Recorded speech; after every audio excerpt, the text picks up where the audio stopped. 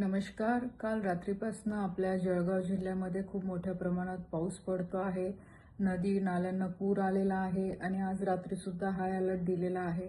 आणि तसंच मी आज सकाळी कलेक्टर साहेबांशी सुद्धा बोललेली आहे. तहसीलदार प्रांत त्यांच्यासोबत पण चर्चा झाली. आता सुद्धा संध्याकाळी मी त्यांच्यासोबत चर्चा केलेली आहे.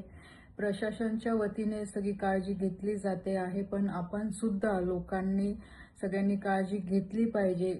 कुठेही जास्त बाहेर घराच्या न पडता आपण कसं सुरक्षित राहू शकतो यासाठी काळजी घेतली पाहिजे. आणि जे काही गावामध्ये जे नदीच्या काठी घरं असतील किंवा नाल्याच्या शेजारी जर घरं असतील तर ग्रामपंचायतने अशा लोकांना एक चांगल्या सेफ ठिकाणी कसं त्यांना घेऊन जाऊ शकतात किंवा दुसरीकडे कसं त्यांना राहायची व्यवस्था करू शकतं यासाठी गावातल्या लोकांनी पण सहकार्य करावं अशी मी सगळ्यांना विनंती करते.